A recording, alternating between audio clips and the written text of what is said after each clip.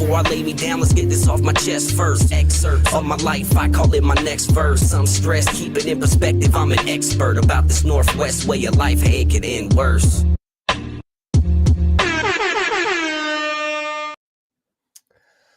Welcome in, everyone. This is episode number 24 of UpLeft State of Mind, the podcast where it's okay to not be okay. This is a show that unpacks the pressure, the pain, and the process, from mental health struggles to finding your identity, the healing process, and even ways that we can grow as individuals. There's no filters, there's no fluff, just raw conversations with people who are learning how to hold everything. I'm your host, Rizzle, and whether you're tuned in from somewhere inside the beautiful Pacific Northwest or anywhere else, this is your safe space. It's a place to breathe. It's a place to remember it's okay to not be okay. Quick bit of housekeeping real quick before we get into it. Today's episode is brought to you by Seamless Electrical Solutions. Whether it's wiring, repairs, or full electrical work, Seamless has you covered with quality done right. As a master electrician in Massachusetts, they're committed to keeping your home and business running strong. We're honored to partner with the company that values community and believes in supporting open conversations about mental health. Learn more at seamlesselectricalsolutions.com. Let's get into it. So today's guest, man, I think I've known this guy since freaking, elementary school, middle school, something like that. Just gone way back. Always been a great friend, real supportive in everything that I've always done. And he's got a lot to say. He's got a lot to offer to the podcast. And so it's an honor and a pleasure to bring him on right now. My guest this evening is Ari Andrade. Let's welcome him on. There it is. Welcome on, man. How's it going? Good, bro. Always happy to have a conversation with you. So hell yeah. Glad we can do it on your podcast. Yes, sir. So just tell everyone a little bit about yourself before we get started. Almost been here 40 years. Live in Kaiser, aka Chirac. Grew up in McMinnville. Been all over though. But I've been pretty involved musically, promotionally, been in the bartending world, social event kind of guy. So seen a lot, substances, stuff like that, so background. Most people that are going to watch this already know me, so they probably already have their opinion, or know some of my history, but we can get into deeper stuff. But for the most part, I'm just a regular guy, no kids, engaged, and just trying to get through. Gonna go move off grid in about a year and a half, and just kind of saving money till then. Nice. Yeah.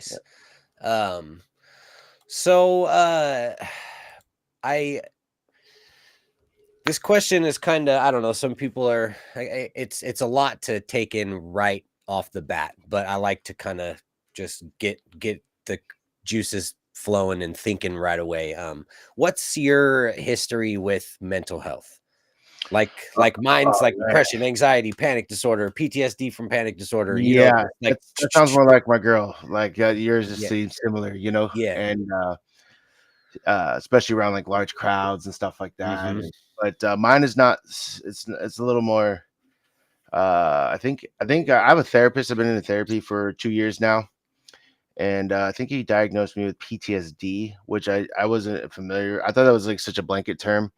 But it's basically just like I'm always in a constant state of fight, not flight, or flight sometimes. Like it's when you're living on the edge a lot because of stuff you didn't even know you had in your brain, and the subconscious is crazy, right? So it'll steer you. If you don't get to know your subconscious, it'll just direct you where to go. And that's like, I think Carl Jung has a quote on that. But we're just kind of unpacking all this stuff to kind of see if I can kind of calm down, have some better problem solving rather than just jump off the handle or reaction, right? Like reactions or get you in some trouble. Can we cuss on here? Oh, absolutely. Oh, Yes. fucking A. All Yeah. right. There you So, go. yeah, because you get fucked up from that, right? Like, Yeah. yeah, because Yeah. you just like cut you off in traffic and it's like, fuck you. Like, Mhm. but when you realize, like, well, I'm going to go to jail, this idiot, right? It's like you don't think first. And I have that problem Yeah. that I'm working on and all my life and have a pretty violent history growing up, in home, out of the home, whatever. So I think like we just kind of unpack all that, like help me kind of be a better person so I could be a better partner to my girl and a better friend to my friends and stuff like that. So Yeah. self too, because I'm definitely my biggest critic. I know PTSD has been I thought I was depressed because I was like going there for depression, but the depression was a symptom, right? That's what they told me. It was like, and he doesn't ever like die on any hill. He's not like this is it, this is you. Like we discuss stuff. Like if I disagree with something, we have very open conversations. Pretty cool dude. I think I teach him a lot, to be honest, too. And he's younger than I am. It's kind of cool. But Yeah. we've been together 2 years now. I look forward to talking to him every Wednesday. And so I really hate that like you and I grew up in a generation where like men getting therapists was like pussy shit, or like, Yeah. well, I'm like, if you go to the gym and had a private trainer in the gym, yes, you know how to lift a weight, but do you know how to do it properly and in a way you're not going to hurt yourself? Yes, you can go to the gym and get results, but if you want to go to the gym and get results that last and stick, you get a trainer, right? Or some type of program. It's the same thing, but mentally. And I did used to think that like when I was younger, like I'm not gonna pay some stranger to hear my bullshit that doesn't give a shit.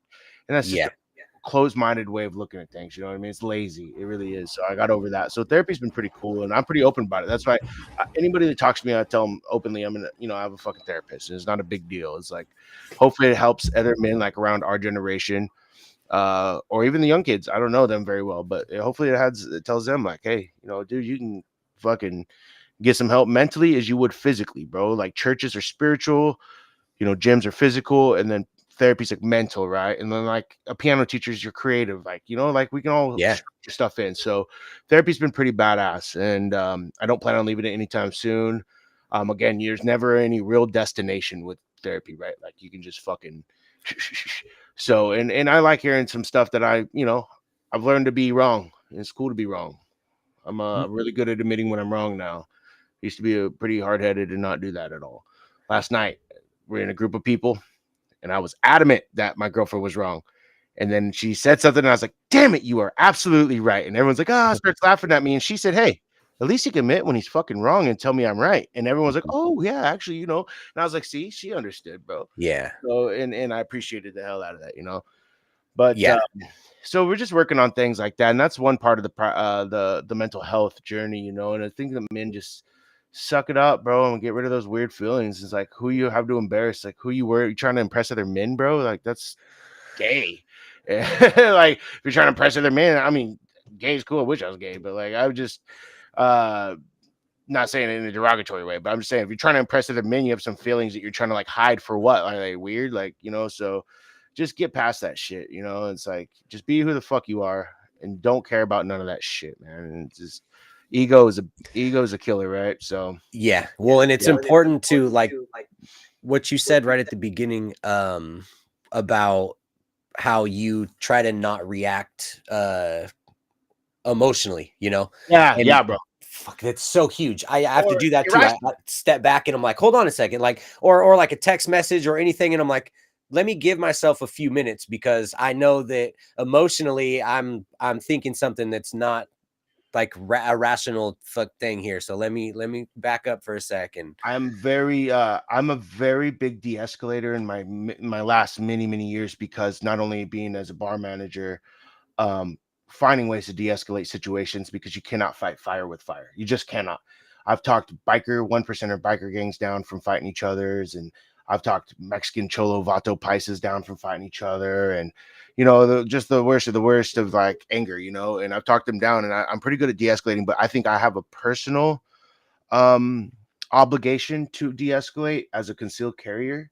Like you shouldn't, like as someone who carries a pistol legally, I Yeah. shouldn't want any confrontation and I should just let it go unless someone's really putting me in danger. Obviously it's for defense, it's never for offense, but I think Right. I have an extra obligation as somebody with that responsibility to de-escalate more. So this also, like, not that I had issues with like pulling a pistol or anything crazy. I just have issue with uh I just have an issue with maybe like I don't want to ever go there, right? Or even it could be violence. It could just be punching someone because I'm down to get my ass whooped too, dude.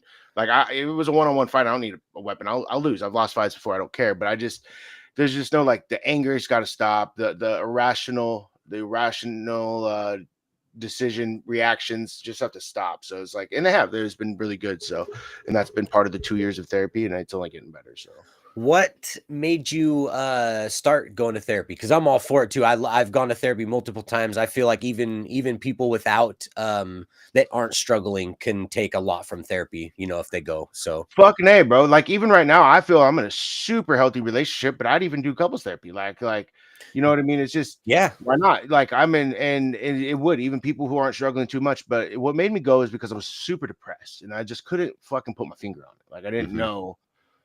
I didn't know myself, right? Like, I didn't get to, I lost touch with myself somewhere, and I was like, fuck, dude. And I didn't want to lose anything that's important to me in life, like anything I've worked for or nurtured or created or have. Like, I wanted to water the seeds of the things I had, right?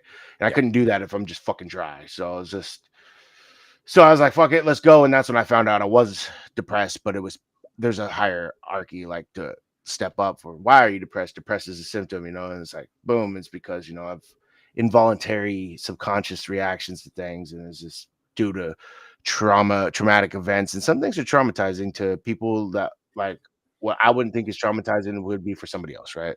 So it's objective. Everybody's entitled to what traumatizes them, but I don't know exactly the exact breaking point that brought me there, but it was just an accumulation of a lot of shit, feelings that I didn't want to feel anymore. And I was like, well, maybe I'll get an outsider's unbiased 360 view of my issues, and maybe we can start pulling them apart and chipping away at them. And sure as shit, that's exactly what happened. So, and they don't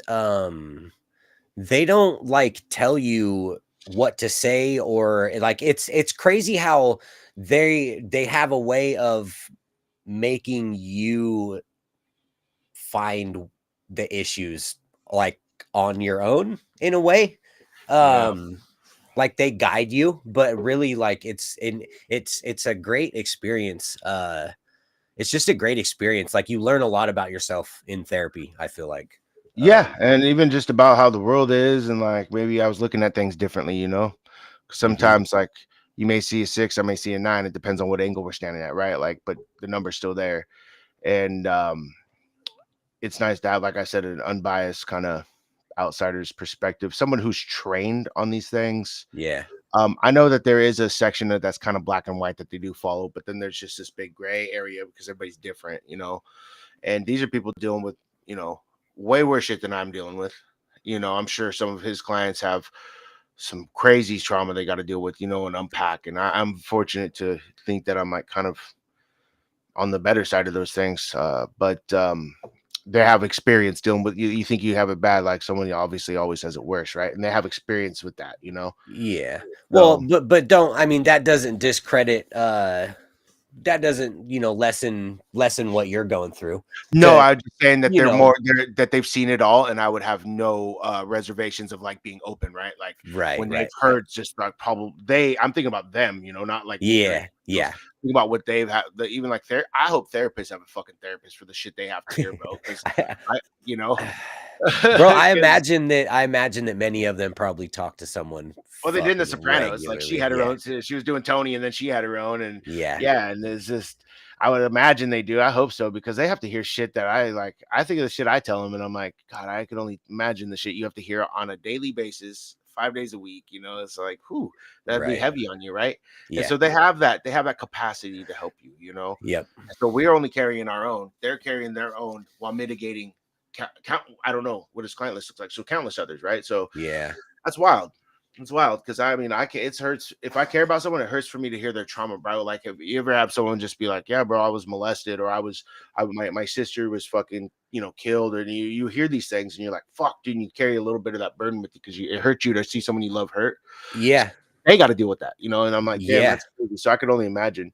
Well, and it's like some of the things, I mean, people, and I'm super appreciative of all my guests that come on here and are vulnerable and they, and honest and they open up, and some of the stuff that I have talked about, even just in the however many like 24 episodes 23, and 23, 23. 24, this will be 24. Yeah. And I'm just Yeah, like, so 23 other episodes. and I'm like, man, like it's like people fucking go through some shit, dude, and like I'm just glad that I can provide a space for people to come on and share and like help other people. But yeah, We're all in a broken, inverted, psychologically destroyed system, you know, and we're all in the same prison.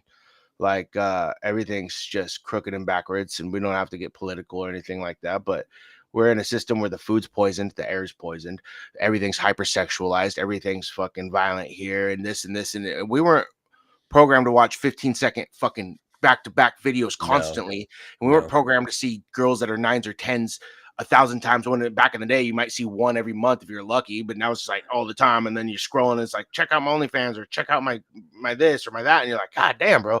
So it's like internet culture. So we're just in a poisoned environment at all times. So that's why I'd recommend that even if you don't think you're going through something, that shit is programming you.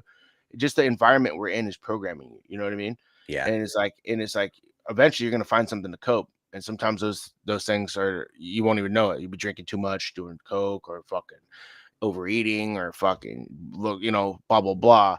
So, and it's good to like really try to break away from those things. And the best mental diet is one of them. Mental diet, Yeah. you know what I mean? Because those things are gonna be there, and it's fine if you're like whatever. But you don't even know how much you're surrounded by, like the poisonous environment we're in, bro. Because we try to just live happily and not really pay too much attention to it because it's depressing. So we just But have to just understand that. consumed by it 24 Yeah, hours a day. So we don't we even are. realize what we're consumed. Like we don't realize it, We it's don't. just the norm. It's Yep. It's all programming, and it's just like one physically, mentally, spiritually. It's all programming, and it's all upside down and inverted. And it's just so we're all kind of screwed in the same prison. So it's better is like try to find ways to keep the most happy you can be. You know what I mean? yeah. Well, you So just kind of led me into my next question of how do you, what outlets do you use? I mean, other than therapy, to try to just stay grounded, Yeah. I had to have an outlet, right? I taught Yep. myself, because you knew me for years, and I never made music once.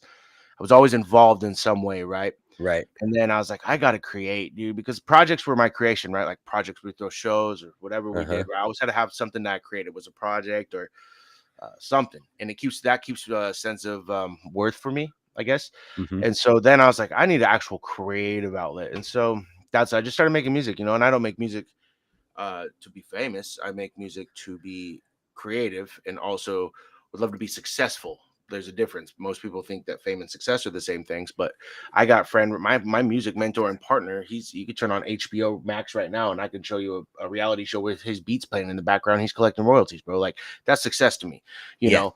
And nobody would know, his name or anything like that. So, but I'm always working on projects, man, and that's I think that's really where it's at. And I think that my therapist always encourages that too when I tell him those things, because is obviously didn't need unpacked. Like I came to him with that. I was like, look, I gotta have. Hmm.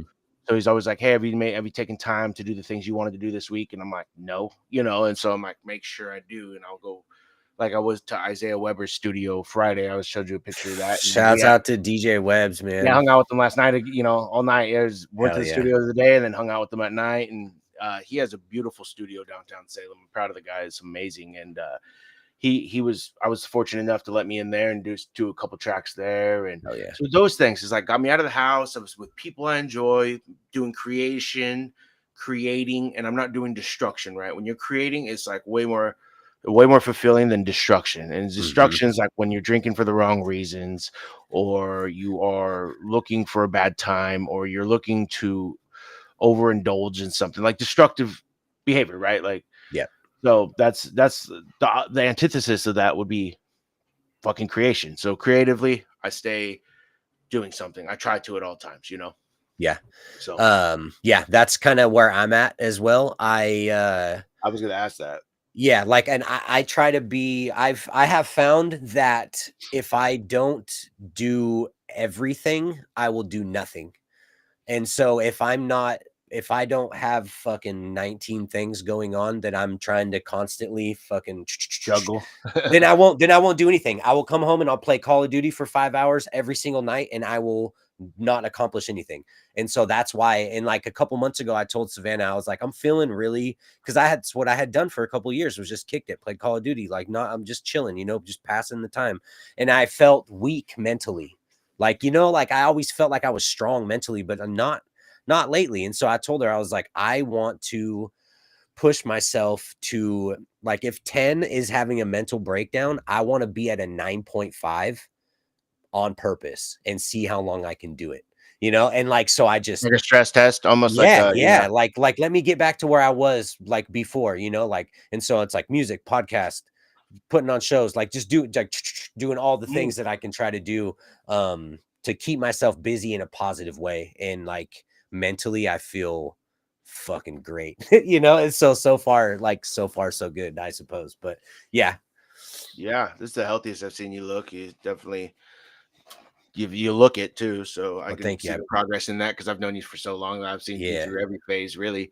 So but yeah, I can tell, man, you made some changes and they look good on you, so I appreciate it. I mean, shit, I've been I've been 45, 50 pounds heavier than I am now. Like right now, brother, that's my only thing left on my journey is this weight loss, bro. Because I was diagnosed with, and here's another thing about therapy, and I'm glad we brought this up. This reminded me. I was August of last year, so it's been over a year now. I was diagnosed with a severe spinal and neck injury, and I actually was up for 8 days with, like, I think in that 8 days, I think I got 12 hours of sleep because I was in so much pain. Yeah. For sleep deprivation.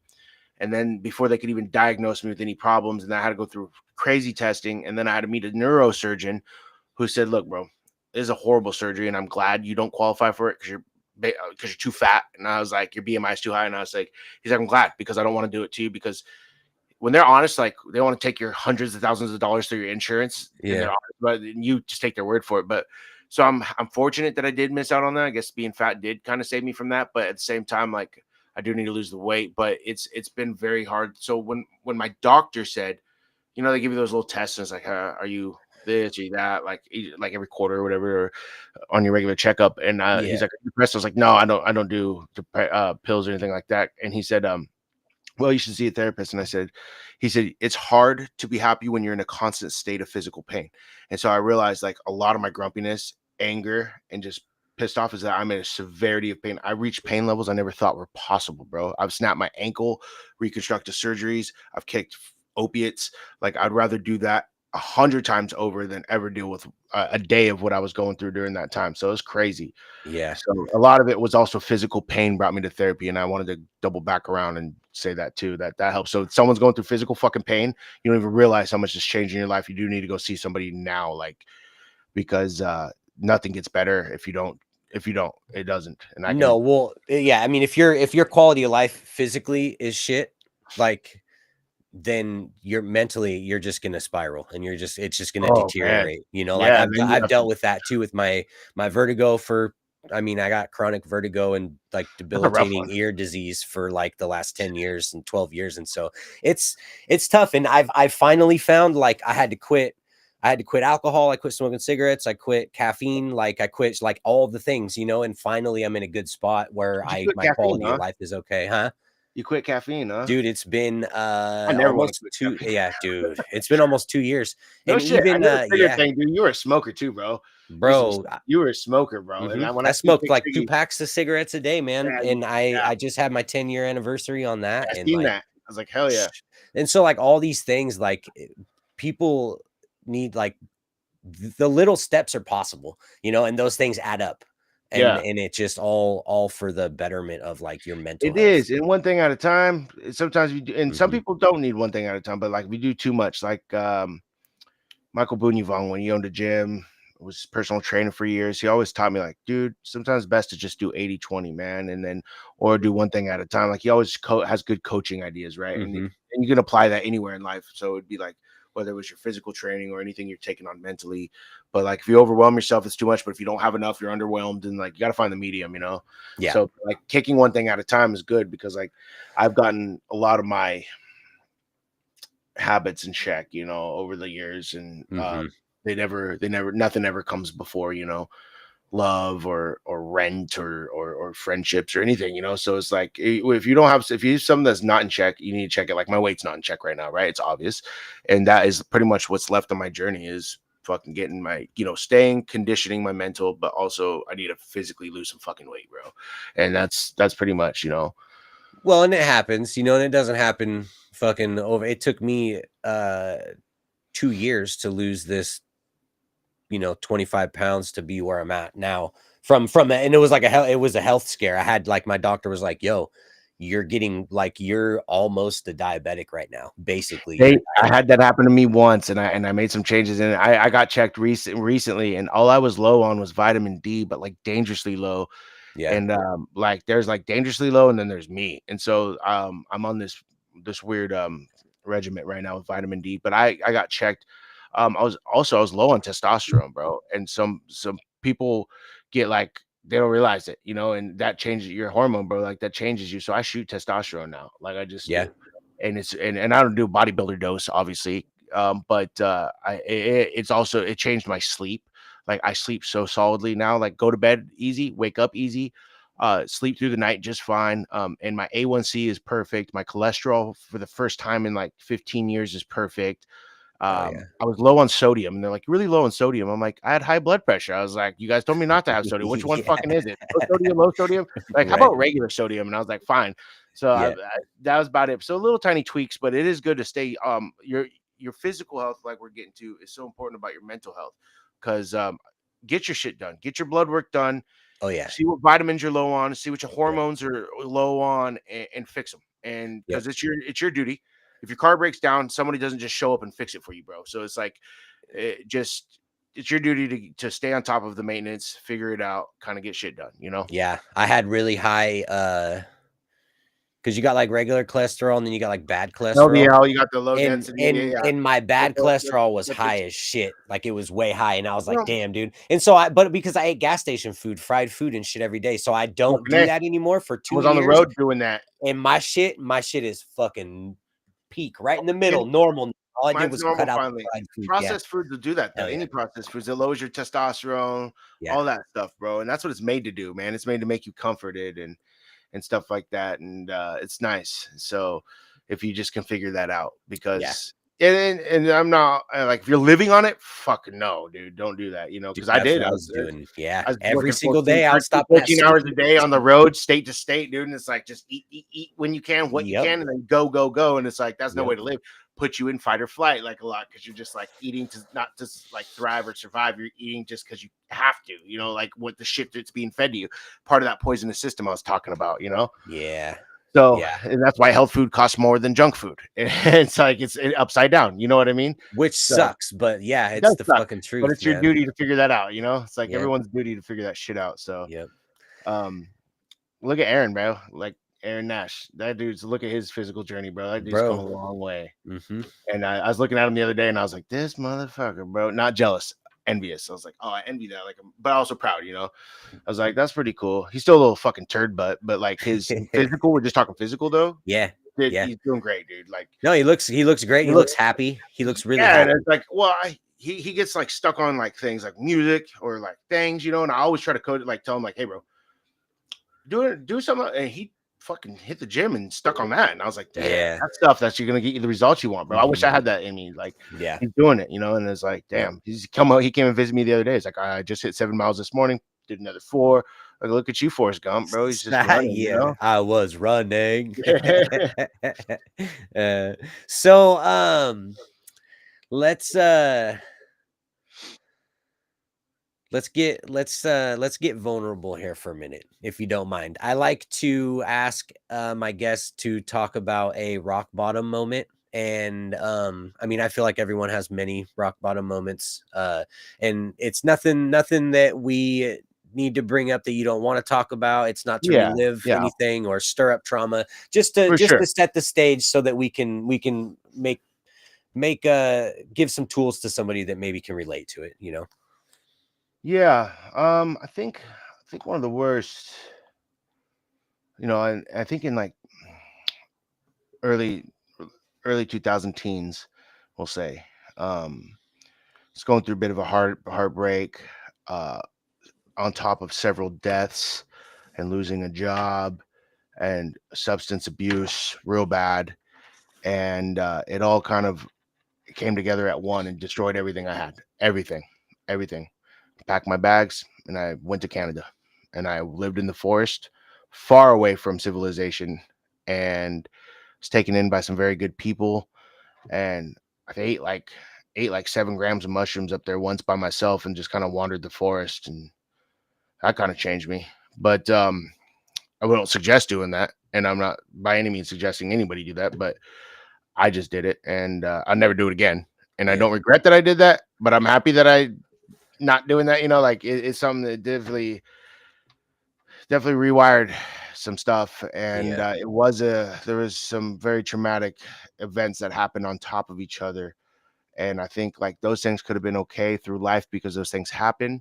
But when they happen all on top of each other like that, it's just not good for anybody. Like it's just not, nobody's built for that, nobody Hmm. is. And so, Hmm. and I didn't want to be a victim of like, oh, always me or why me or, whatever I was. And then I'm like, let's do some searching here, figure out the fuck. So I was fortunate enough to get saved by some friends, by some environment for sure, by some soul searching there I did. And it was I'd say that was pretty rock bottomish. That comes off the top of my brain for sure. Yeah. Uh, some of the worst times of my fucking life. So things I can never get back, Yeah. and it's part of life and sucks, but you got to keep moving. So Yeah. So how long were you up there for? I went up there for 6 years, 4 months, 3 to 4 months at a time. So I did that for 6 years straight. I even ran the border illegally, which was awesome because being Hispanic, I always thought I'd run a border someday, but I never knew it'd be the northern border. So it was Right. like on my way home into Oregon or into Washington, Homeland Security just punked me out so crazy, bro. And they're so psycho. And I have like no fear of cops. Those whole cops fucking kick rocks, piece of shit pig. But like Homeland Security, Patriot Act, they can hold you for like as long as they want for no fucking reason. You have to kiss their boot lick, bro. And I was just like, Yeah. oh, and they're like crazy to me. I'm just trying to come back to my home country too. So I was like, you know what, motherfucker, dude, my dude runs and jumps this border he jump it just to check his bank account and come back over with some Marlboro Reds because you can't sell Marbs up there, Yeah. like don't play with me. So I ended up running the border there, and that's some adrenaline, bro. That was fun as shit.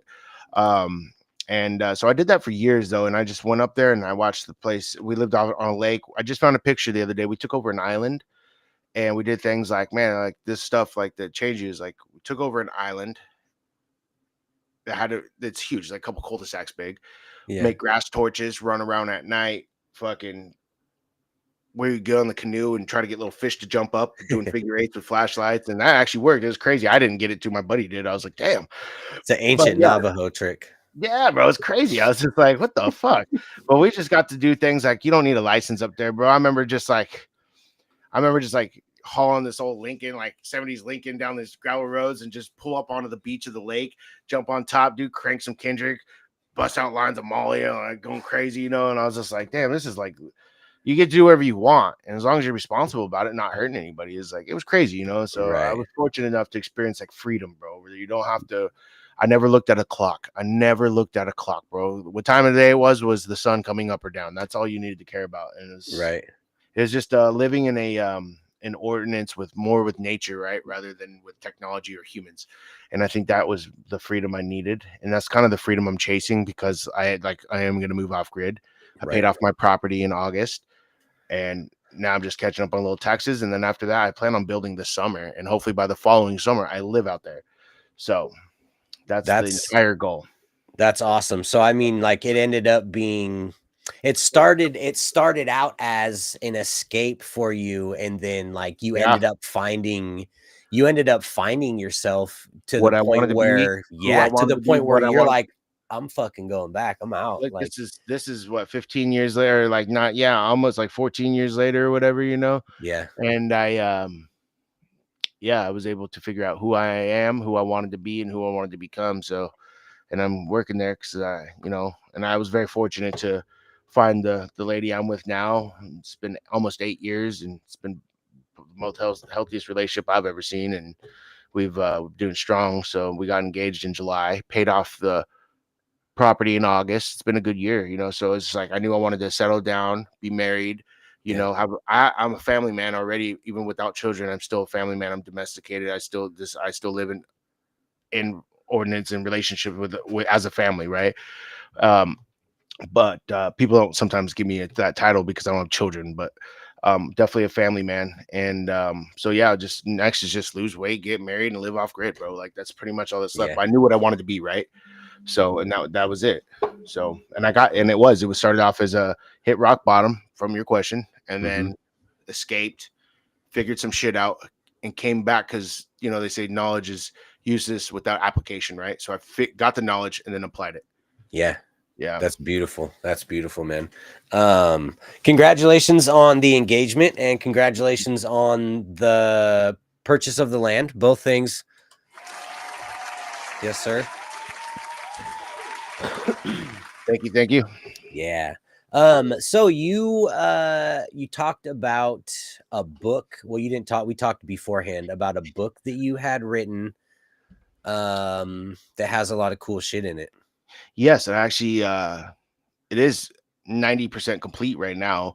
I don't really have any intentions of I have a publisher and ready to go. It would be on Amazon digital and paperback if I ever released it. I just have like I felt like some part of me wanted to release that for ego, like say, oh yeah, no, cool, I'm an author now. You can add that to composer and producer and all the other things that I try to be, right? So I think there's a little bit of that in me that was kind of like, that's why I was making it important. I still might someday. Hey, there's old Forti on there. I see Baiting for Satan. Hey Ryan, how we doing, buddy? Fire heart emoji in the chat. Yeah, and Old Man Burger says good evening all. I missed that one. Sorry, hey. Gare. But yeah, no, I wrote so what happened was before I ever got into therapy, the doctors are so fucking quick to say, hey, we get a kickback if you take this fucking Zoloft, right? And so I took Zoloft for like 2 years and I was like, you know, I don't think I need this anymore. I want to get off of it. And he's like, yeah, go ahead, just start like tapering yourself down. And that's the only advice he gave me. Well, I fucking tapered myself down way too fast, and it gave me the one and only seizure I've ever had in my life, bro. I had a seizure in my bedroom over it. And it gave me, and like I said, I've kicked some very gnarly drugs before, and I would rather do that 100 times over than kick Zoloft because at least that's only a week long of being dope sick. Zoloft was 6 weeks, bro, of these electrical zaps from my brain. They're called brain zaps, even. I had to Google them. I ended up finding a support group afterwards that like I wish I would have found before because I would have taken their advice and stuff, right? Like I wasn't too into Reddit at the time, but now I am like a hardcore Redditor. r/sexy tweaker babes. That's so Zoloft, quick question. So Zoloft gives you brain zaps also when you're coming off, or did it happen when you were getting on it too, or just coming off? Off. Yeah, just off, bro. That's what Paxil, that I'm on Paxil. I've taken that, and that's the only one that works for me, but they stopped prescribing it because of how intense it was to come off of it. And that is enough to make you fucking go crazy. That the brain zaps feeling like I could taste sound and shit, bro. Like, man. Dude, I told myself this is just how life is because, you know, I was like, you know, I've kicked drugs. So I was like, oh, a week, 2 weeks, 3 weeks. I was like, I got to this point where I said, this is just life for the rest of my life. Now you have to live with it. And it finally did go away because I truly didn't know it would. I truly wasn't trying to be like, oh, it's never going away. No, I truly thought this was life now. But it went the fuck away. And that's what motivated me into looking into a natural solution, hence the microdosing, right? So I ended up approaching microdosing in 3 ways, like scientifically, through like people with their experiments, biology, like mycologists, you know, and then philosophically, you know. And so I had like these 3 approaches to how I was going to attack this. And I ended up inventing my own recipe and stack what I stack with the so they're all symbiotic in nature. And I did years of research on microdosing, mini dosing, and macrodosing. Macrodosing, not like I said, I did the 7 grams at one time. That's a fucking But mini dosing is like you will feel a high, but you're not like like you could still function. Yeah. Micro dosing, you will never be high. Like when people ask me about I'm like, if you got high off it, it's not a micro dose no more, it's a mini dose. Right. So you won't feel it. You could take them in the morning, you can drive your car all day, you can parent, you can go to work. These things are doing the work for you without getting you high, right? And psilocybin is neuroregenerative, which means that it can repair and rewire pathways in your brain, and it's one of the only things found in nature ever that can do that. So, I mean, with the right intent and with the right work, I think you can really overcome a lot of the shit by a good fucking cycle of those. And I came up with my own cycle, my own recipe and stack for that. And I can share that too, because like I said, I'm not trying to like sell some book or anything. Now, again, I felt like that kind of information could be out there, but also, sorry, it's my cat. I lost my train of thought on the microdosing, but yeah, it's those were my approaches on it. Those 3 ways.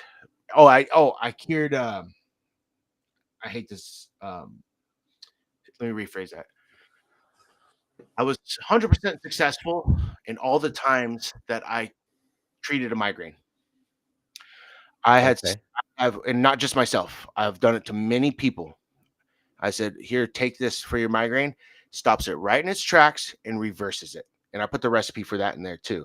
I am 100% success rate every time for myself, my girlfriend, and all my loved ones who gave me the time of day and actually tried it. And so, Interesting. and Okay. I know migraines can be debilitating sometimes, right? Like they can Yeah. really. Oh yeah. I mean, I've had them to crazy. Luckily, I don't have them often. Like maybe a couple times a year, if that. So, but I also, from working in a concert venue for years and never wearing earplugs, I lost a lot of my hearing. And working in construction, I ended up having what's called tinnitus, where you get that ring in your ear a lot. 24/7 for me. Yeah. My tinnitus is probably, if it was 100% there, I'd say it's about 92% gone. And so I don't have any medical research on that. I don't know how I could even say that, but that was something that I noticed in myself.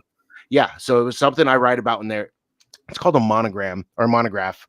It's basically like a journaling book. Like it's not medical advice. It's not like, it's just like my journey with what I've done, for 2 years of research and development. And so, but yeah, the migraine thing is very interesting. And I really encourage people out there if suffering from migraines to just take a niacin B3 with a about 400 milligrams of psilocybin, maybe 400 to 600, depending on your weight and your tolerance there. But that's pretty much it. And you will definitely, there's other ways you could take that too than just eating it, but you can, it'll definitely stop it right in its tracks and fucking end it right there. Okay. Huh. So what made you well, hold on.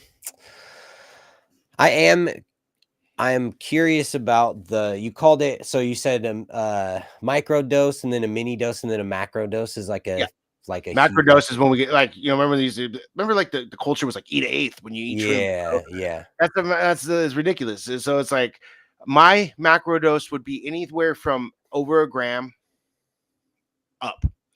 My mini dose would be half a gram to a gram.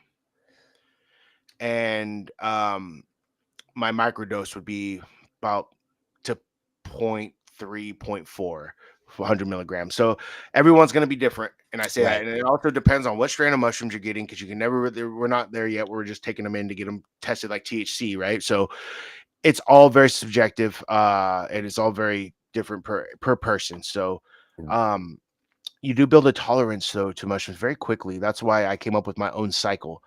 Some people do Dr. Fadiman did the Fadiman protocol, which was 3 days on, 1 day off, 3 days on, 1 day off. And I did every other day for 6 weeks, 6 weeks off, every other day for 6 weeks, 6 weeks off. And that's the cycle I came up with. And it would be the one that I would recommend for anybody starting off to try before they dialed in. That maybe they're like, nah, I'm good with every 3 days, right? So it's like, that's what I'd recommend, is doing it my way as someone who's done all the different ones. And that was the one I found out to be the best too. Interesting stuff. Okay, that's good shit.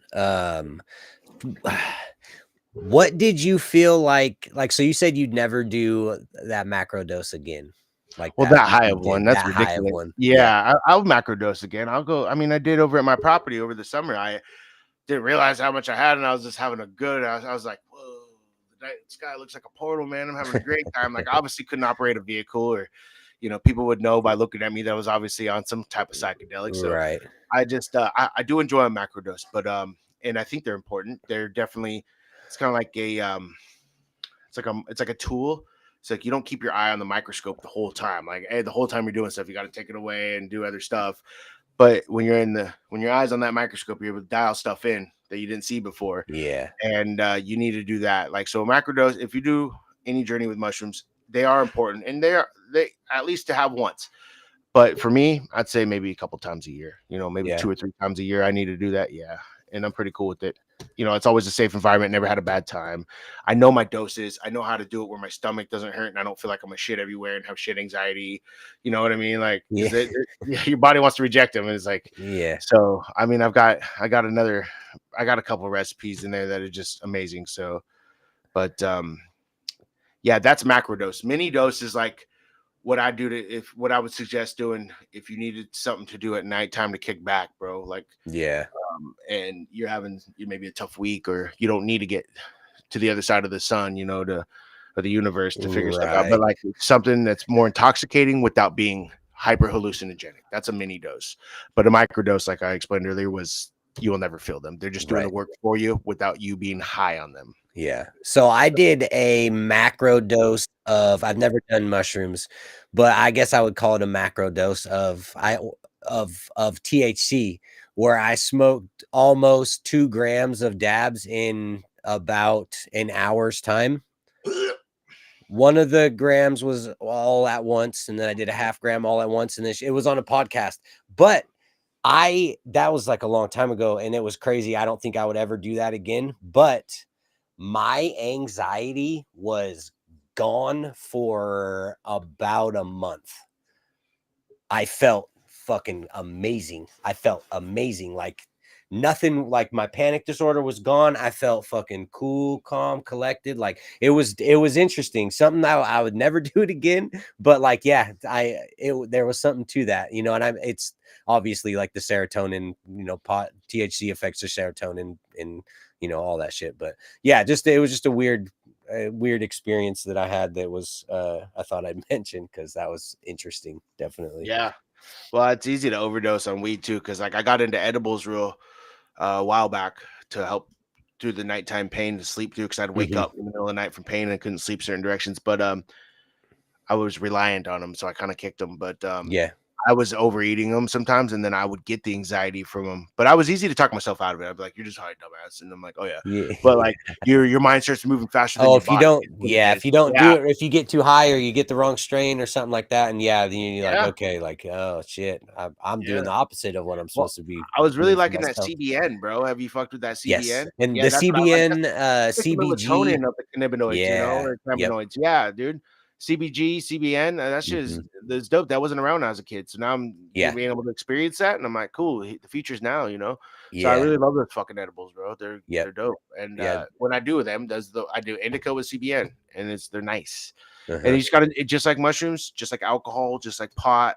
You have to know your dose, bro. If you drink a whole fifth of vodka, you're gonna be a fucking idiot, and you're gonna hate your life. You're gonna puke the next, right, bad. But you know that if you had a couple shots with the boys, called it a night, you had a great time, you don't feel like shit, you know your dose, right? It goes with anything, just like the mushrooms, And so if you yeah, do it right, it could be beneficial, especially with weed, because weed is fucking sweet. I've been smoking my whole life, and I'm never gonna give up.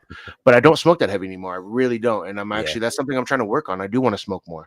Like I never thought I'd tell myself, man, you should smoke more weed. And I He like says, I want to smoke more. so I was thinking about no, we can't do that on YouTube. Never mind.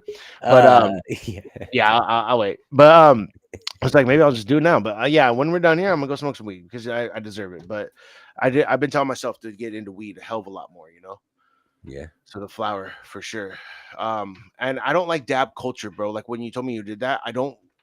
The dab culture is like wild, bro. It's like I need to get just like it's like people that just like it's like I've If you seen got people take like 10, 12 gram, 21 gram. You're just like, why? What are you that's doing? why, yeah. And it's What like, are and you I doing? don't smoke flower no more. I only do dab. And I'm like, why? And it's like reminding me of people like, oh, I did some cocaine. You're like, cool. And like, I shot cocaine. You're like, well, if you got to do it that way, you already fucked up. You know, Yeah, like it's like when you're taking it to the extreme, bro. It's like, bro, calm it down. Like that's what I think about yeah, with dabs because I do like dabs, and I just would. I'm very far and few in between on them because they're tasty. They can be done right. You do the right little bits, you know. It's like, but if I'm sitting there and I have to do a gram at a time, bro, I'm done. Like then I'm gonna fucking yeah, kick myself in the yeah. ass. You're Like, like, it's okay, a little yeah, excessive, but yeah. it's just like when I ate all those mushrooms. Like I don't regret doing it. I smoked DMT a lot too in my life. I've probably done DMT like 70 times, 80 times, but I don't regret it. I just don't need to do that. You know what I mean? Yeah. So, but some things I regret, not those things though. But So what do you feel like would be um one of your proudest moments in life or your greatest triumphs? Because we talked about the trauma. I like to talk about triumph too. yeah, actually, I've played a hand dealt to me that should have been destined for fucking failure. By no way am I saying I'm super successful, but I'm rich in the things that aren't money, right? And for somebody who raised himself since a kid, like I did a lot better. And I remember it's Dustin that told me that one time, bro. He's like, you turned out a lot better than what you should have. I think it was him that told me that. And I was like, yeah, bro, because like it's for some of the shit we all had to go through, is like we all turned out pretty good, you know, as in souls, you know, we turned out as good souls, you know. Mm-hmm. And I'm pretty proud of that. Like I'm able to have a relationship that I've never really even fought. I've never heard her scream, never been called a name. I've nurtured a beautiful, healthy relationship, and I've never had anything prouder than that, bro. Like I can't ever an accomplishment more than that, because that's not something you achieve, right? That's something that is everyday work. And that is, and you know, I wouldn't say that if it's only been a year or two, but like we're going on almost 8, bro. And I'm like, okay, yeah, that's fucking life, bro. Like, Yep. so I'm very proud of myself, that I was able to not shit on something that I built, that helped build. I didn't build it myself, but something like that, because I have been self-destructive in the fucking past, bro. I was a different Mm-hmm. guy, you know. I've always been different. It's like, but I'm different now, and I'm happy about the guy I am now. And I used to be a monster, kind of. So and so now I know how to, like, I know what not to be, bro. I know who not to be, like what not to do, what I don't want. And that's so important to know, in knowing what you do want. And so those achievements there, bro, like also again, knowing at 12 years ago that I was going to move off grid someday, my goal was live in perfect harmony of technology and nature, bro. I want to garden and cultivate healthy food, but I want to have a studio with music that with solar panels. I'm not going to punish myself and live primitively, bro. I want to live in the laws of nature and technology combined, because there is a perfect balance. Mm-hmm. And I think that if we all achieve that, because like that's why it's so good to go to live shows, bro. I went to Mark and Kristen's show last night, saw them play. Nice. Where was that at? It was at the Pink Elephant, actually. They have a band, and it was Fucking awesome. love that venue, dude. Well, yeah, it's nice, and that was their first time there. And I told, you know, I try to go to those things. One, to support the homies. Two, Did you see JD there, Jack? right when I walked in, he was walking Yeah. out, and he was like, "What's up, Nice. dude? You look good." I was like, "What's up, old man?" Hell yeah. Yeah, man, it was cool to see him. I hadn't seen him in years. So Hell yeah. soon as I actually was the first face I saw when I walked into the venue. He So, is yeah, going to be on the podcast on Tuesday. oh, cool. I'll have to tap in with that. Hell yeah. Yeah, man. He's yeah, it was cool running into him. But yeah, so live music is like the last thing we have, like, to separate us from this digital age, right? Like it's okay. Like, this video games are cool, YouTube's cool, podcast, technology's cool, but like if there's no separation, like for real life events, like going to concerts. I love musicals now, bro. Like I've gone to plays with my girlfriend. I love those. It's just like the alive anything is just comedy, you know, being out with people instead of, you know, screen. Like I was trying to make it today. My car didn't turn over, which I got to go take my battery in tomorrow. I wanted to be in person with you, right? Because that's more intimate with you. We're writing a song together. I want to write it with you. You see what I'm saying? For sure. I mean, even if we don't, that's fine. But I mean, that's just what I want, right? Yeah. So I like that separation of like technology and human interaction. that I think sometimes every single person doesn't weigh out well enough, you know. So including myself. So I make a conscious effort to definitely try to separate some of those things. So I try to be out there sometimes, but it's really hard because it's always about timing and money and I have to usually have a couple drinks because even I get kind of weird in big crowds, dude. I just do. So usually I have to have a couple drinks, you know, and it's nice not being an alcoholic, and I haven't been over a decade. So it's been nice to be able to know my limit and have just a couple just to be able to enjoy myself. But I definitely in big crowds have to. So there is a downside of that, but I still force myself to go do stuff. And that's very important. So yeah. People helping people live in the chat. Alexander J, what's up, bro? He says, shit, I'm late. Haven't seen Ari since the Blacklight Lounge days. What's up, gentlemen? Hey, what's up, Alex? I haven't seen him forever either. I saw him when I reactivated my Facebook. I saw his pictures. Like, he still looks the same. Yeah, hell yeah. Yeah, dude, he's got a dope. Have you tapped into his podcast at all?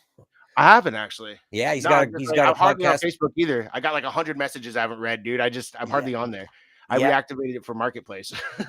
Yeah, he's got a podcast called People Helping People, and he's just cool.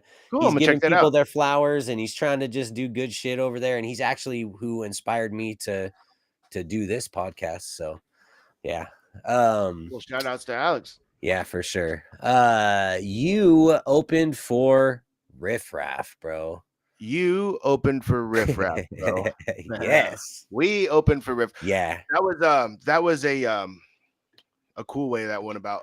John Nelson had contacted me, and I didn't even know he knew I performed because I'd made music for so long, and I had a listening party for one of my instrumental albums, but I never performed, right? So now that I started doing actual, not just the beats, but like the lyrics and stuff and the singing and all the whatevers, I wanted to do a performance because I felt it was just monumental to your music path, right? Yeah. So I booked the Infinity Room, sold it out, perfect experience. Couldn't have asked for a better night. And then second, shout outs to George Valdez with Cakes. He hit me up and said, well, you know, I never thought you'd actually do it, but I was like, hell yeah, I would, bro. Let me do it. So my second performance was I told him, I got to do it my way though, bro. He's like, what's that? I was like, I'm going to do comedy, music, like back and forth. And he's like, okay. And so it was more like a Tenacious D style experience, you know? Hell yeah. So, and then my third and last performance ever was Riff Raff because John Nelson contacted me and said, and like I said, I didn't even think he knew I performed, but he was just like, hey, you want to be on the Sugar Free show? And I said, I fucking love Sugar Free, brother. And I'm honored you'd ask me that. I seen him at Pay Dues Festival 2013. Always been a fan since middle school, but I don't think there's anything I could provide to that show that would be good for it. Like I know when to pull out, you know what I mean? It's like, I'm just not gonna throw myself on something because I just want to be seen. Right. So I was like, but if you ever get Riff Raff, let me know, bro. That's my favorite rapper. Him and Little B are my favorite rappers. So I'm driving. I'm at the roundabout by my house and my phone goes off and I'm like a dumbass. I shouldn't be looking at it, but I was like, photo, John Nelson. I click it. It's me on the flyer for Riff Raff. I was like, I'm on the Riff Raff show. I get home as soon as I can. And I try to blow up the spot there. But yeah, it was awesome because I got to hang out with them before and after the show. And John was awesome and great host and very hospitable that night to me and my girlfriend. And we just had an experience we never forgotten. I used to prank call Riff Raff. I don't know if you remember that. That's funny. Call Riff Raff. And then he was on the intro to my very first album talking about that. Yeah. And my album's called Leave a Message at the Beep, where it's like a voicemail to me and then like songs. And I had, a couple of people drop me voicemails. And he was the intro voicemail and he was talking about that. I know it's you call me, bro. And so then I met him at his show. Remember you were there with me over when Stormy did one over at Leyenda on Portland Road there. Mm-hmm. Yeah. I met him that night too. Shout out to Ronnie, my girlfriend. She got me a backstage pass to go meet him. It was really cool of her. So I met him. A dope show. And he remembered that thing because he always says the same. When he saw me and I told him I was like, he says the same thing every time. Yes, Ari, that's my manager's name. And I'm always like, yeah. So, but he says it every time now. So I was like happy he kind of remembered me and like remember the past of all that stuff. And it was pretty cool shit, dude. So it's like I don't like meeting heroes, bro, but he was one of them that I didn't regret, because bro, I don't like meeting them either. I'm gonna say, and it might be my energy, it might be because I'm not an outgoing person, it might be because I'd been up for fucking 21 hours when I met him. But he was a fucking dick, bro. He was a dick. Riff Raff was a dick to you? Yeah, he wasn't fucking nice. And Oh, like I bro. was like waiting, and I was like a performer, and like all this shit. He said 0 fucking words to me. I was like, "What's up, man?" Blah blah Damn. blah, and he's just like passed it, and I'm like, "All right, cool. Like, what's up? That was a dope show." Like, and he's like, and I'm like, oh, "Okay, can I like get a picture?" And I like pass the phone to his homie, and then he's like, didn't even smile in the picture. And I'm like, "Oh, all right, cool, man. Like, sweet." And then I left, and I'm like, "That was fucking weird." I ran back. He signed my hat. I got an autograph on this hat right up here. It's like, yeah, there you go. Yeah, but I Yeah. mean, I don't know. I was just like, cool. That was not Weird how the good. experience is different from the same Yeah, night. Cause I was like, dude, I was kicking it with before and might have been my after. energy. You know, I I'm don't not an know. outgoing Yeah, and person. I had like, I was already comfortable. So I'm already like half troll mode too. And I'm like, because I was Yeah. like, watch out. I go, it was so funny. I go, oh my God, is it fucking Hazelnut Harrison Ford right in front of me? And he's like, you know it. And I was like, and I go, is that white Gucci man with a spray tan? And he goes, Ari, let me tell you something. I never had a spray tan in my life. And I put my hand on his shoulder and go, Riff, I know those are just bars, bro. And I was like, I don't think anyone's thinking you're out getting spray tan. He's like, I don't need it. And I was like, we know, bro. And so I was like, we're fucking with each other. And like immediately. So that's crazy how the experience changed there. But Yeah, no, it was probably. You mean anybody else like that too? Because I met a lot of famous rappers, bro. And I remember Rappin' Forte had this face on him that I just was like, fuck no, I don't want to meet him. He looks like a dick. Nicest guy in the world, bro. I was like, he just looked scary to me like this. I was like, hey, Rappin' Forte. Epps did a show with him. So we're just backstage kicking it. I was like, hey, what's up, dude? Nice as shit. And Ari the Rugged Man is a fucking prick, except for when you meet him. He was so nice to me. He's like a prick on stage and a prick personality. But you one-on-one talking to him, very sweet, nice guy. So Mers is kind of a dick. But and Mac Lethal was like the nicest too, bro. I mean, he sent me a fucking 2-page text message, like, and he's dope, thanking me and gave me a free copy of his book and some of his free merch and said I did a lot for him for what I did. And so I got to meet some cool ones, and it is very helpful to as artists and stuff, as musicians, and to have that kind of encouragement. You know what I mean? So yeah. I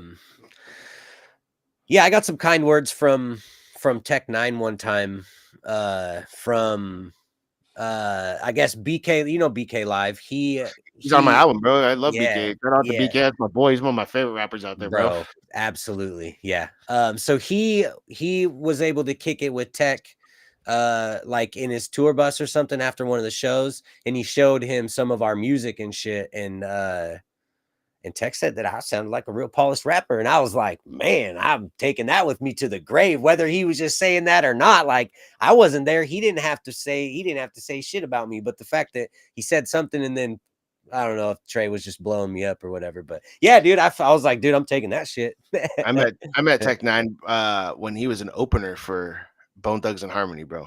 And he was opening for Bone, and ICP was on the tour too. He was the opening act. Was jumped that off at the fucking Expo Center? I was there. I met him there. He was in the crowd, and I walked up and I was like, hey, Tech 9, I still have it today. I can't fit in the motherfucker because I've changed since then. But he pulled a shirt out of his own merch, and it says, to Ari, much love, Tech 9. And I told him, I was like, bro, I've loved you since like 99, dude. Like, he was on the Gang Related soundtrack before Angelic came out. I was bumping him like crazy, And so I was just telling him my history with his music, and he was like, damn, up here in the Northwest, that's crazy. And now he's like probably the biggest artist that the Northwest has ever listened to. Oh, yeah. He was super cool too. So I'm glad I got to meet him. I don't know if that's because he wasn't as famous then. He could be a dick now for all I know, but no, he was pretty cool, dude. Yeah. Dude, that was a crazy show. ICP was throwing fucking 2 liters of Faygo into the crowd and shit. Oh yeah. Bone was cool. I'm glad I got to see Bone. Hell yeah. Yeah. Grew up on that shit, but that was a cool tour. I used to do that. I used to sell a ton of drugs in high school and use all that money to take us all the concerts, bro. Like the gas, the weed, the shrooms, whatever we needed, bro. Everything, the tickets, and just take a carload of us up to just concerts constantly. We were going, dude. So I've been a music junkie since then, Yeah. Yep. So what do you advocate for? Like, I advocate for mental health on here. What does Ari advocate for? I think myself, like, because nobody's gonna advocate for you. Like, you advocate for a community, a topic, a subject. You're your own advocate, right? Like, I was pulled aside by my friend Chad, and he always told me, he's like, you gotta be your own voice. You got to be your own advocate, bro. Squeaky wheel's gonna get the grease, or squeaky wheel gets the grease. Closed mouths don't get fed type deal. And it's like I learned to like kind of put what I need to be putting out, what to keep silent, what to put out there, how to nurture the things that I want. And so I think I'm like, without sounding self-indulgent or like anything like that, it's like I'm my own advocate, and I don't, I could pick topics like, I love fucking animals so much. Sure, we advocate for animals, or like, and mental health is important. That's why I think it's cool what you're doing. And but as of the end of the day, it's all about me, bro. Like I can't change anybody. I can't change you, and I can't change anyone. I can only change myself. And once you change yourself, then you can start reaching out to the community, and you change yourself, and now you're reaching out to the community to see some more change. So that's just like, even you're in that path, right? Yeah. So it's like, I got to just keep changing me, and then I can change those around me. It's like when the airplane, the oxygen mask drop, they make you put yours on first before you can put someone else's on. I'm just doing this right now, before I can do that. So I do advocate though for that subject that we were talking about earlier is very important to me. The living in perfect harmony with technology and nature. It's a very serious subject for me. And so that kind of lifestyle, I say I would advocate for. But at the end of the day, that's because of me. Like, that's why. So I advocate for me, Hell yeah. Hell yeah. And that's important too. Like you said, I mean, and I've talked about it on here too. Like if your cup's not full, you can't fill up the cup of others, and so you don't have anything to offer anyone if you don't take care of yourself first. So right.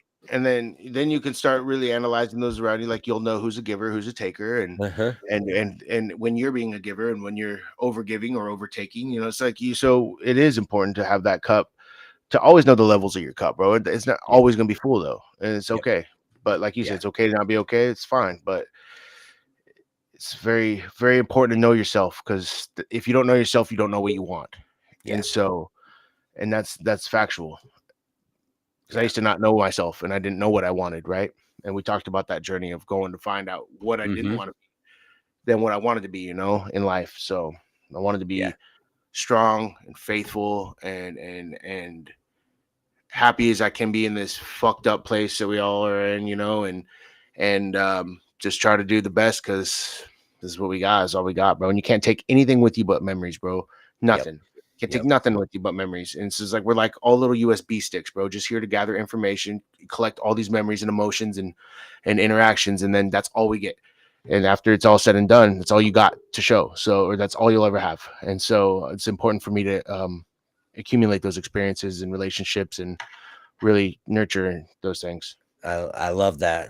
The USB stick. I kind of think of it. I always think of it as your life is like a big puzzle that you're going to hang up on the wall when you die, you're going to put it all together. And so all your experiences and shit are all the puzzle pieces. And then it's like, when you get done, you look up at the puzzle and you're like, damn, like I didn't accomplish shit. Like my puzzle is boring as fuck, so I just try to avoid that now, I'm like, man, I try to make the most out of each day and every opportunity that I have. And it's never going to be perfect. You're not going to be able to do that every day, and that's fine. And it's just, as long as it's like, hey, you restart over. And life puzzle is a good analogy, because I got a couple puzzle pieces that are gone forever. So, but it's still on my USB stick. You see what I'm saying? Yep. So they are with me forever, but there's pieces that are missing, and it just is what it is on that end. But well, and you just talked about just trying to give as much effort as you can, and that you don't have to give 100% every day. Like that's I just had a conversation with someone recently, or we talked about I talked about, it's like minimum daily effort or something, like how much effort can I give today to where I feel good enough not giving it all of what I got. Like I can give it 40% today. Is 40% good enough? Like I'm going to try my damnedest, but I think, and so as long as you're giving a little bit and not just staying stagnant, like you don't have to give it everything every day, for sure. And another reason therapy is great, because they go over that with you, they do. It's like, if you're reaching that 0%, you really need to really think about that. So it's think about reaching out for some help there, so. And yeah, for sure. Well, is there anything else that you want to leave the people? Yeah, just in case anybody's very interested, let me read out what I suggest for microdosing in case anybody is very interested on what I did. And I'll just give out my recipe right now, and then we'll call it. So I did 200 milligrams of psilocybin, 500 milligrams of vitamin B3 niacin, 1,800 milligrams of turmeric, which is a MAO inhibitor, which is kind of like for like the neuro pathways in your brain, and it's like a catalyst for it, so it does help serotonin breakdown, stuff like that. 16 milligrams of black pepper piperine. Piperine is the active ingredient in the black pepper, and the black pepper helps with digestion. This is strictly just to help your belly digest the shit that you were putting in it. Okay. 30 milligram ginger root, and I do the ginger root also for digestive purposes. And then I also use medicinal mushrooms that are not hallucinogenic. I do 1 gram of lion's mane, 1 gram of reishi, 1 gram of turkey tail, and 1 gram of cordyceps. And if anyone's interested in learning what any of those ingredients are, I would highly suggest researching them and why they are important. And then when you put those all together and you're taking them every other day for 6 weeks, and then you take 6 weeks off and do them every other day for 6 weeks, you will definitely notice a difference in yourself. So that's what in case anybody was wondering about that earlier, that is my recipe, and I live by that one. So I wonder if we could create like a Google Doc or something with that on it, and then I could link it in the video description or some shit. It's actually on my Google Doc right now. That's what I read it off of. So I just got to send it over here. So cool. There we go. But yeah, I can just copy paste it over to you here shortly. But yeah, Awesome. You can link it, because if anyone's interested in getting it started, that's the cycle, and then that's the recipe. And Cool. You don't really need to go buy somebody's course or book or anything on it like that, So This should be wisdom for everybody. Sweet. Well, man, it was a pleasure to have you on. I think we talked about a bunch of cool shit. It would be awesome to have you on again in the future. Yeah. I look forward to doing our song together and being on each other's albums. And I appreciate you having me on the show. Hell yeah. I was doing some writing last night to our song. That beat's crazy. It just reminds me of shit. It gives me Street Fighter vibes big time, dude. Yeah, Mike Heffley went dummy on that beat, dude. Yeah. I heard it and I had to take it. He's like, yeah. I was like, I could take it. He's like, yeah, you can have it, because he's so into getting placements on the TV shows now. So it's like some of the stuff he can't give me, but I was like, that one for you. He's like, yeah. I was like, that's for me. I was like, because I told him, I went over there I said, I need to search through some of our stuff for Ryan and I, and if I don't find what I'm looking for, I'm gonna go through your shit. That's what I picked out. So because I was like, you be honest, so I'd have found something else. But yeah, I was like, it's gonna work. Yeah, that's dope. That's dope. Cool, man. Well, thank you again for coming on. Yeah, bro.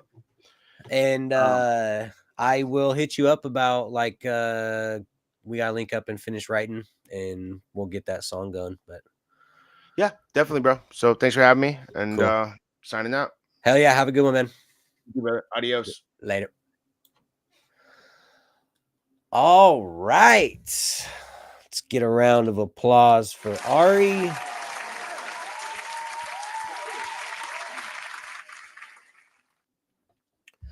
That was a great conversation. I was really looking forward to that, and it did not disappoint. Once again, just a reminder to me that I actually do enjoy talking to people.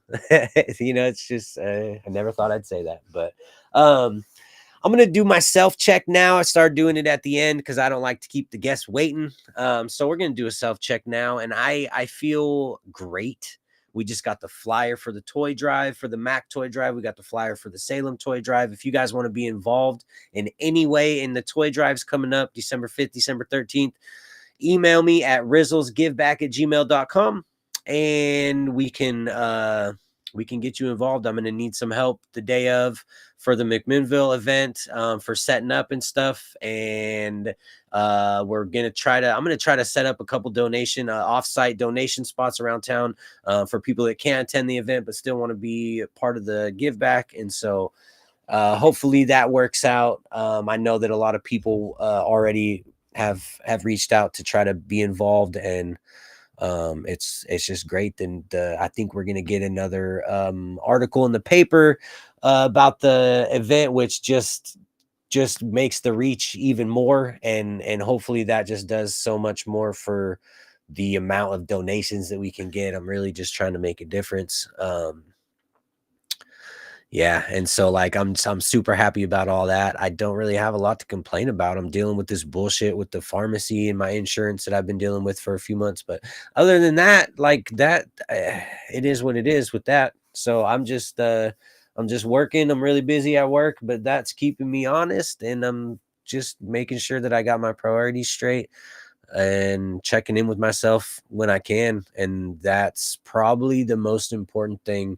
That's the most important thing for me, I feel like, to do, is to just constantly check in with myself, because I'll get complacent and I'll get stuck in a depression or in something where I don't really realize that I'm there until it's like really affecting me. And so I check in constantly, and seems to be working out for me. So yeah, if you want to be a part of the give back, again, rizzlesgiveback@gmail.com. If you guys want to ask some questions for the podcast, email at upleftpod@gmail.com. Send in your questions, concerns, feedback. We're going to try to do some roundtable episodes in the future. We have some stuff set up for that. I'm looking for a couple other ways to do some podcasts where we're thinking about a few different things with different groups of people at one time. So that's going to be pretty awesome, and just ways that we can expand and just get more people's testimony. I think testimony is one of the most important things when we're talking about mental health, because everyone goes through different things and everyone experiences things in different ways. And so just giving people a place to share and a place to relate to others and stuff like that is just super important. So that's kind of the goal going forward.